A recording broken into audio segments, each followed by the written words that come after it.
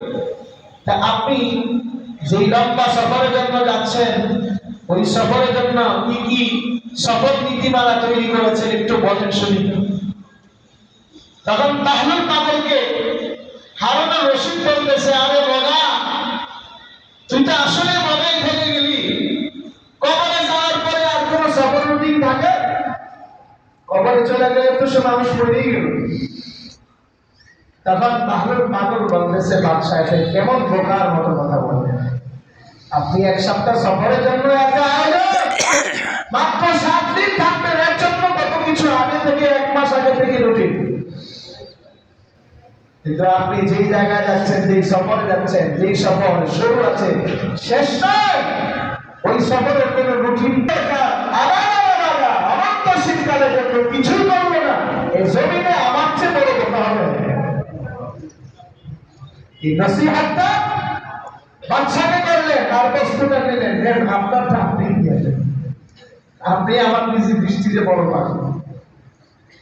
বাদশাহ তখন হুঁশ এসে গেছে, বাদশাহ দিলটা চমকায় উঠছে, নিজেকে নিজে এখন দোষী মনে করতেছে। হায় হায়, এটা তো বাস্তবিকতা। দুনিয়ার জন্য এত কিছু, কবরের জন্য তো কিছুই করলাম না। এই জন্য বাহলুল পাগল বলে, মাহিনে সমঝাতা তুঝে বাহলুল। বাদশাহ বলতেছে পাগলকে, ওই বাহলুল পাগলকে, মাহিনে সমঝাতা তুঝে বাহলুল পাগল, در حقیقت تجھ سے بڑھ کر کوئی بھی عاقل نہیں। বাদশা বলে, বাহলুল, আমি এখন বুঝে পেরেছি আসলে তুমি পাগল না। এখন আমার নজরে তোমার চেয়ে বড় অকলমান আরেকটা আমি আর কাউকে পাই না। বাহলুল, আসলে তুমি আমাকে নসিহত দিলা, আমার দিলটাকে তুমি খুইলা দিলা, আমার চক্ষুটা বন্ধ ছিল, অন্ধ ছিলাম, তুমি আমাকে রাস্তা দেখাইয়া দিলা। ও বাহলুল, আমাকে তওবা করাইয়া দাও, আখিরাতের জন্য আমাকে রেডি করিয়া দাও, আমাকে তওবা করাইয়া দাও। আমি বড় ভুল করেছি, আমি বড় অন্যায় করেছি। এই আল্লাহ পাকের বান্দা, আখিরাতের সফর এমন ব্যক্তি নাই কেউ করবে না। দুনিয়ার ভিতরে জান্নাত জাহান্নাম, দুনিয়ার ভিতরে সন্দেহটা থাকতে পারে, কবর মিজান সম্পর্কে সন্দেহ থাকতে পারে, কিন্তু মৃত্যু সম্পর্কে কারো কোনো সন্দেহ নাই। কথা ঠিক না? শয়তান ইবলিস জানে তারও মৃত্যুবরণ করতে হবে। অর্থাৎ আল্লাহ পাকের মাখলুক যারা আছে কেউ থাকবে না, সবাই চলে যাবে, কেউ থাকবে না। এই জন্য নিজেকে পরিবর্তন করো, নিজের আমল শুদ্ধ করো, আল্লাহ সন্তুষ্টি অর্জন করো। মুসলমান, আল্লাহকে যদি সন্তুষ্ট না করিয়া কবরের দিকে রওনা করো, এই যে বর্তমানে হাসি খুশি আছি, আনন্দ উল্লাসে আছি, টাকায় জমানের মধ্যে আছি, এই হাসি খুশি আমার আপনার কখন চাষ করে বন্ধ হয়ে যেতে পারে। অনেক বাচ্চারা মনে করে বাচ্চারা যা চাই তাই হয়, বাচ্চা যা চাবে যখন যেটা চাবে সেটাই তো পাবে, এটাই তো স্বাভাবিক। কিন্তু মোহতারাম হাজিরিন, আব্দুল আজিজ রাহমাতুল্লাহ আলাইহি বাদশার পরে আরেকজন ইয়াজিদ নামে এক বাদশা ছিল। দুনিয়ার একটু দুনিয়া পাগল। ওই বাদশা একদিন চিন্তা করলো, কে বলছে বাদশারা আনন্দ করতে পারে না, উল্লাস করতে পারে না, আজকে আমি সারাদিন রক্ত উল্লাসের মধ্যে আনন্দের মধ্যে থাকবো। আমার বাড়ির মধ্যে সবচেয়ে যে বাড়ি সুন্দর একটি বাড়ি আমার কঠিন ঢুকায় দাও, আর দামি দামি খাবারের ব্যবস্থা করে দাও, আর রাজকীয় সরকারি কোনো দায়িত্বের কথা আমাকে আজকে কানে দিবে না। আমি শুধু দিনে রাতে আজকে আনন্দের মধ্যে থাকবো। বাচ্চা এই নিয়তে রাজ দরবারে ঢুকে পড়লেন, সমস্ত রাজকীয় সব কিছু বন্ধ করে দিলেন, তার কাছে কোনো কিছুই কানে দেওয়া হলো না। এক পর্যায়ে সারা দিন যাওয়ার পরে যখন দুপুর হলো, বাদী সবচেয়ে সুন্দরী বাদী, তার স্ত্রী যে সবচেয়ে সুন্দরী বাদী, এর সাথে আনন্দ করতে গিয়া, হাসি তামাশা করতে গিয়া একটা আঙ্গুরের ফল ওই বাদীর মুখে তুলে দিয়েছে, বাদী আনন্দে হেসে উঠেছে। হঠাৎ করিয়া ওই ফলটা তার গলার ভিতরে শ্বাসনালী দিয়ে আটকে গেছে। মুহূর্তের মধ্যে আনন্দ বন্ধ। বাদী দেখতে দেখতে 2 মিনিটের মধ্যে মৃত্যুর কোলে চলে পড়ছে। ও আল্লাহ পাকের বান্দা, এই বাদী ইন্তিকাল করলো, বাদশার আনন্দের দিনটা একবারে মাটি হয়ে গেল। বাদশার আনন্দ করতে পারলো না। এ মুসলমান, এইভাবে ওই বাদীর প্রতি এত আসক্ত ছিল, এত মহাব্বত তার ছিল।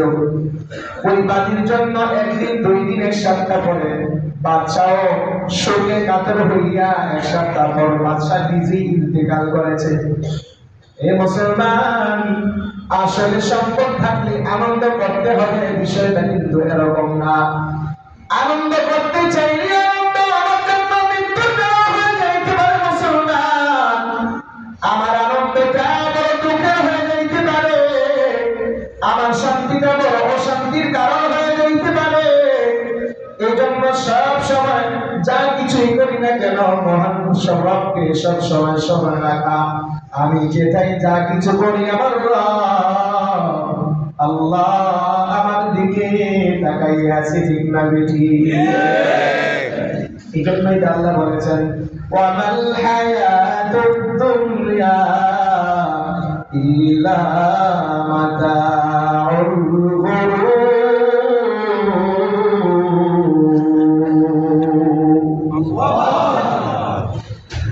আল্লাহ বলে দুনিয়ার জিন্দেগি ঠোকা ঠোকা, দুনিয়ার আনন্দ ঠোকা, দুনিয়ার তামাশা ঠোকা। এ মুসলমান, দুনিয়াটা হলো আমাদের জন্য একেবারেই স্বপ্নের জিন্দেগি। মনে হয় যেন স্বপ্নের মধ্যে এই কোটিপতি, মিলিয়নপতি, ট্রিলিয়নপতি হয়ে গেলাম। মনে হয় যেন এই তো 24 আল্লাহর মালিকই হয়ে গেলাম। যখনই স্বপ্নটা ভেঙে গেল, সজাগ হয়ে গেলাম, আসলে দেখি কিছুই না, কিছুই না। সব তখন বুঝতে পারি এটা স্বপ্ন ছিল, এটা বাস্তবতা না। এই মুসলমান, দুনিয়াটা আমাদের কাছে স্বপ্ন মনে হয়। যখনই দুনিয়া থেকে বিদায় নিব মৃত্যুর মাধ্যমে, মৃত্যুবরণ করার পর ওই মানুষটা দুনিয়ার সবকিছুকে স্বপ্নের মতো মনে হয়, যে আসলে এর বাস্তবতা কিছুই ছিল না। দুনিয়ার জিন্দগির মধ্যে যা কিছু ছিলাম, সব হলো স্বপ্নের জিন্দগিতে ছিলাম। এ আল্লাহ পাকের বান্দা, এজন্য দুনিয়ার পিছনে সময় কম দিয়া আখিরাতের পিছনে সময় দেওয়া বড় বুদ্ধিমানের কাজ। দুনিয়ার লাইনে সময় দেন, তাতে অসুবিধা নাই। আপনার রিজিকের যতটুকু দরকার অতটুকু সময় দাও। এ মুসলমান, তবে আল্লাহকে স্মরণ রাখো। আপনার আমার ইনকামের মধ্যে যেন হারাম না ঢুকে যায়, আমার আপনার ইনকামের জন্য যেন কালো টাকা, মানুষের টাকা না ঢুকে যায়, সুদের টাকা, ঘুষের টাকা যেন না ঢুকে যায়, এটা খেয়াল রাখতে হবে। কথা ঠিক না? इस दुनिया अज खुदा गाफिल बुदान मैं तमाशुन करो फर्ज इंतजाम। दुनिया में वो दुनिया का तलबगार नहीं हो, दुनिया में वो दुनिया का तलबगार नहीं हो।